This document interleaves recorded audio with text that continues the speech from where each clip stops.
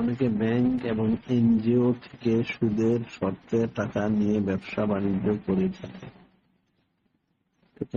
কতটুকু সম্মানিত শরীয় সম্মত এবং ব্যবসার টাকা থেকে খাওয়া দাওয়া এবং কাজে খরচ করা হচ্ছে, এটা জায়েজ হবে কিনা?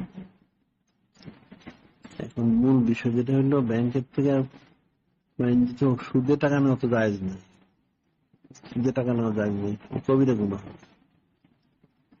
সুদের টাকা নেওয়াটা হচ্ছে কবিরা গুনাহ। যদি এরপরে কেউ টাকা নেয় সুদে, তাহলে তার তো কবিরা গুনাহ হবে। কিন্তু তার সে টাকাটা সে হালাল ভাবে ব্যবহার করে, তাহলে তার ব্যবসা যদি হালাল হয়, তাহলে সেটা সে হালাল খেতে পারবে। কিন্তু তার ওইটা গুনাহ হবে, সুদের টাকা সে নিচ্ছে, এটা তাকে শোধ করে দিতে হবে। সুদের টাকা নেওয়াটা হারাম, কবিরা গুনাহ।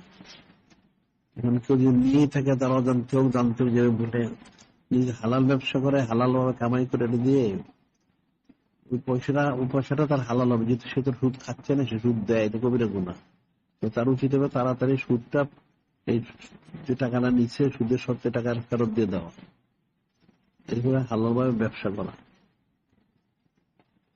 আর এমনি যে কোনো প্রতিষ্ঠান থেকে হোক, যদি সুদে লোন নেয়, এটা নেওয়াটা জায়েজ নাই, হারাম। এখন যদি কেউ নিয়েই থাকে, অবশ্যই হয়তো বুঝে না, যাই হোক, নিয়ে থেকে ব্যবসা করে, ব্যবসা যদি হালাল হয়, তাহলে তার টাকা পয়সা যদি হালাল হবে, তবে তার জন্য শর্ত হচ্ছে প্রতি সপ্তাহ যেন সুদের টাকাটা ফেরত দিয়ে দেয়।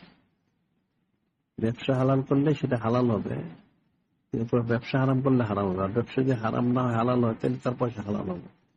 কিন্তু সুদ নেওয়াটা হচ্ছে তার কবিরা গুনাহ, সুদে লেনদেন করা কবিরা গুনাহ। আর সুদ যারা খায় সরাসরি, তারা হারাম খায়। আর যারা সুদ দেয়, তারা সুদ খায় না, সুদ দেয় যার জন্য, তারাও কিন্তু কঠিন কবিরা গুনাহে গুনাহগার।